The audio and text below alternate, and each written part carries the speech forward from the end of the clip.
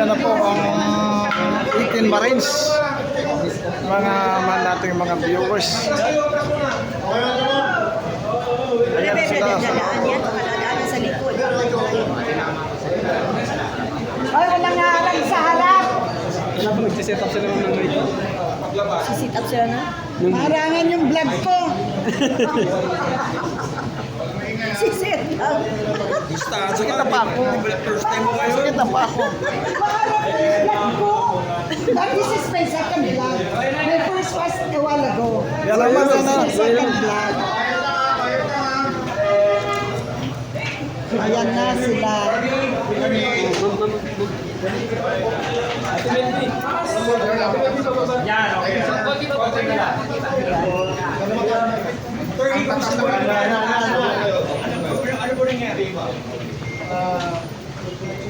Meron po kami very productive na exercise kanina. So the NBI cleared na hindi mga suspects ang mga ito, kundi mga potential witnesses. At magkakaroon kami ng susunod na proseso para maglatag kami ng ebidensya laban doon sa mga pinangalanan nila sa kanilang affidavit. kasi may panibagong proseso, babalik ko pa kayo dito. Babalik kami dito para sa mga dokumento, mga ibang ebidensya. Paano po yung mga naging tanungan po kami na attorney? Well, sabi kasi sa subpoena, they just want to establish the identity ng mga 18. So, sabi ko, okay lang kami sa identity. So, pinakita namin yung kanilang serial number, government issued identification cards, etc. And then sabi ko, pumayag kami na magtanong pa sila. Kaya isa-isa nilang tinanong. Ano ba yan? O babae malang. Isa-isa silang tinanong kami.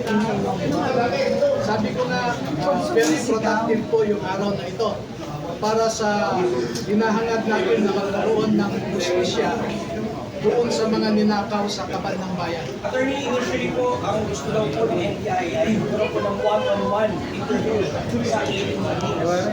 Pero ano po yung naging tapusan po nito? Pinayagan mo, kahit walang authority ang NBI na iwan sila, dahil kailangan na kabulaan sa akin ang bawat isa, pero pinayagan mo namin sila. Bakit po? Eh wala naman kami ipatago na Tama. Naman tama. nabihim o ano, no? So, kaya na sila nag-affidavit, handa po silang panindigan ang kanilang sinasabi. Sir, pa-clarify naman ang sinasabi mo na pinapatawag din sila ng ombudsman sa PINA o invitation. Kailan? Merong letter ang ombudsman sa akin na gusto rin nilang tingnan itong affidavit. Walang petsa, no? Walang petsa na binibigay. Sir, gustong tingnan yung affidavit, pero paano ba? Ini-invite din nila na pumunta doon yung 18. Maaaring ganun, no? Pero pupunta ba kayo? Bakit attorney? Bakit hindi? Inimbitahan kami. Pero for you, attorney, hindi yung target there's an investigation in here sa NBI. Since deputized naman or pwedeng dumiretso na lang sana doon, bakit pa dito sa Yan po yung point namin noon, nadodoble lang. Pero pagbigyan natin sila, kung gusto ng NBI mag-investiga, cooperate kami. Kung gusto ng ombudsman ang mag-investiga, cooperate kami. Sir, how did you answer po yung mga issue na di umano ay may mga sinabi na po ilang mga members po ng APOs na hindi po tumutugma. Katulad po nung flight logs ng air taxi na di umano from 2023 to 2025. Wala daw pong ganong klase ng paglipad sa may bahagi ng Ilocos. Ano po tugon niyo po? Ganito na lang, no? Kasi ang clarify namin kanina yung mga sinasabi ni Director Matibag sa media. No? Narinig nyo naman siguro, napanood nyo. Unang sinabi ni Director Matibag, 14 lamang daw ang Marines. So, pinakita namin na 16 talaga ang Marines, 2 ang Army. So, napatunayan namin na hindi totoo yung mga aligasyon ni Director Matibag. Pangalawa, yung sinasabi niya isang general daw, class 75 ng PMA, nag-report sa kanila. Pinabulaanan namin yon na hindi totoo. Number 3, ang sinasabi ni Director Matibag, nagpirma lamang ang mga ito dahil meron silang economic problems. Economic reasons daw. At pinakita namin na hindi kami nabayaran. Tapos, ang gusto lang namin ay lumabas ang katotohanan tungkol sa bilyon-bilyong ninakaw sa kaban ng bayan. Yung flight detail, yung sinasabi po ninyo, ang sabi ni Director Matibag, sa 2023 to 2025, diba sinabi niya, ay wala daw aeroplano ng air taxi pumunta Ilocos. May kinaligtaan niya yung 2022, ano pa 23 to 25 lang ang sinasabi niya. Kasi 2022, nag-deliver sa Ilocos, nagamit ang aeroplano. So, hindi ko alam kung saan nanggagaling yung intel o informasyon ni Director Matibag. At lahat po yan, naklaro namin kanina at sa tingin ko nakumbinsi naman ang mga investigador. So you're saying, sir, na yung 2022, meron, sigurado may flight logs po yun. Yes. Eh, ano sinabi lang niya, 23 to 25 eh. He conveniently skipped 2022. Hindi dapat ganun ang investigador. Ang investigador, bago magbukas ng bunganga, he should first be sure of his facts. Ito po, hindi ko alam kung saan nanggagaling yung sinasabi ng director. Kanina po may question kapasok ng leadership. They share the same sentiment. Hindi ko po narinig yung sinabi ng Topasio so hindi ako makapag-comment. Sa Monte Kahoy daw yung minsan ng mga liderato natin nila. What's your comment na? Ayaw ko mag-comment. Idea na yun. Attorney, hindi ba kayo yung nasasabi ko nakatanggap sila ng death threat? Kaya naman natin i-handle yan. In fact, sabi ko nga kanina sa taas, merong 3 bahay ng mga dating sundalo na pinasok.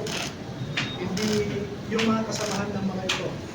Isa sa Cagayan, isa sa Iloilo, pananakot. Pinasok mo 3 sa 18 ex-marines yung pinasok yung bahay. Hindi kasama sa 18. Kasamahan nila dati kay Salvador na trabahan pinasok ng bahay. Pananakot. Pero attorney, hindi naman inutusan kayo ni Davi ko. Hindi. Hindi ko man kilala yan. Gusto ko nga makulong siya eh. Dahil sa pagnanakaw niya eh. Matakas na. Sir, para malinaw lang, willing kayong mag-submit ng independent affidavits isa-isa sa ombudsman, sir? Walang problema. Kung ano man ang gusto nilang forma. Kung hindi nila maintindihan ang ibig sabihin ng joint affidavit, pwede kaming mag-individual. Walang issue. Sir, satisfied na po ba kayo na dito ginagawa yung investigasyon? O mas gusto nyo pa rin pong matuloy sa Senado itong investigasyon? Maaga rin po ang Senado. Wala kaming impluensya sa kanila. Pero kahit saan kami dalhin, pupunta kami para lang lumabas ang katotohanan, the test, the credibility of the 18, we are open to that. May 100 daw yung kinausap, and 38 daw yung yung pumayag, yung 18 marines. Walang po sa Pero may nalasat pa. ayaw ko muna sagutin niya. Sir, ano yung kwento dun sa 3 yung pinasok yung bahay, yung mga kasamahan nila? Pakwento lang. Ang idea, ang assessment ko para nako. Sir, kung paninakot po sa kanila, bakit hindi po sila tinarget? Bakit po yung mga kasamahan nila? Oo, yes. Para wala nang lumabas nila. Sir, sino? Yung may idea kayo, sino yung nasa likod ng mga pumasok pa sa... Meron akong idea pero hindi ko may share. So may lalabas pa talaga, sir. Hindi, ayaw ko munang sagutin niya. Mga ilan pa yan, attorney? Mga ilan na lang? Hindi ko alam kasi ang computation ni director 100 pa daw. 38 daw, sir. 30 daw po including the 18, so may 20 pa raw po na. Hindi ko rin alam yan po. Sir, meron sa inyo, sir. Meron po bang lalabas for one? Ayaw ko munang sagutin. Sir, you're not Ano confirming klaseng na death threat, sir? Yung natatanggap nila? Kasi sir, di ba yung 3 pinasok na, Sabi naman na namin para... yung text messages. Anong sabi sir sa ano? Mag-ingat kayo kasi kung hindi nyo mapataog itong gobyerno, meron din kayong kalalagyan. Mga ganun. Kailan niya natanggap yun, sir? Sometime February. February. Early week. Ilang messages po yun, sir? Ilang messages? Sunod-sunod kasi yun. Pero pinakatumatak po sa inyo, Ayan, yung galing pa yun sa active na military officer. Directly pinasa po sa inyo or ipinasa lang po ng isang tao nakatanggap? Sa kanila, lahat. Sir, lahat sila nakatanggap ng text message Yeah, niyo? may dalawang nakatanggap, kaya pinabasa sa kasamaan nila. Before press con, sir. Yes. So alam sir na lilitaw. O iyon yung nag-trigger sa inyo para lumabas. Paano ba sir? Hindi naman. Hindi kami affected sa threats. Okay po? Totoo po ba sa ipin walo dyan, hindi daw tao naging mali sa At pinaro na namin yun. Hindi namin alam kung saan nanggaling yung sinasabi ni Director. Pero naipakita namin ang prueba na 16 ang Marines, 2 ang Army. May driver po. Yung driver na sinasabi. Si Director ang tanongin nyo doon kasi hindi tama yung sinasabi mo. Attorney, kailan po kayo babalik at ano po yung inyong pakay na ma-accomplish niyo po pagbalik dito sa NBI? Next week, babalik kami para dala na namin yung mga ibang ebidensya. Kasi yung sabina nga, iba nakalagay lang doon to verify the identity. Hindi naman nila sinabing, dalhin nyo ang mga ebidensya nyo. So next week po yun. Next week. Lahat kayo sir. Oh, lahat. Anong araw po, sir? Anong araw? Parang 19 dyan, hindi ko makuha. Bibigyan lang nila ako ng sulat. Basta next week. We hear from one of your clients, statement na from one of your clients kung kamusta kanina yung pakikipag-usap sa NBI agent. Satisfied kami sa nangyari kanina. Sir, pwede one of your clients, kahit isa sa kanila, okay lang? Sino pwede Ano lang yung Lapit. Sir, kamusta kanina, sir? Kamusta? Sir, lapit ka lang sa mic, sir. Lapit ka lang sa mic. Okay naman pa yung trato nila sa amin. Oo. Paano na Makataong buhay naman po. Buhay din sila.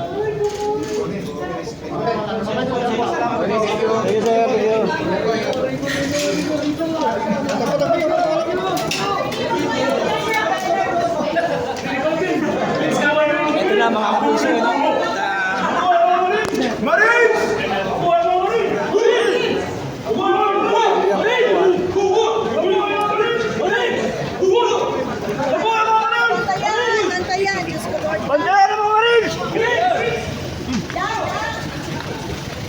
Maraming salamat!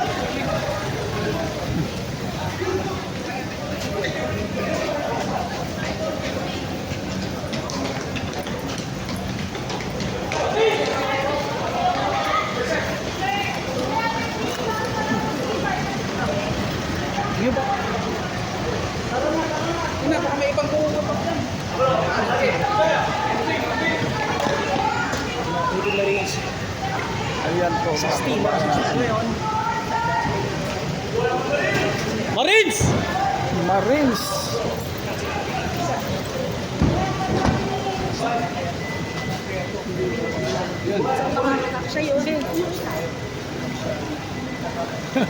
Si Ma'am Danga.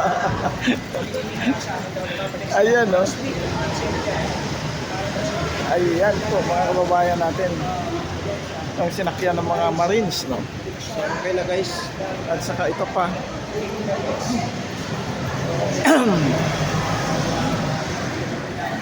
Ayan. Yan ang actual na image, no?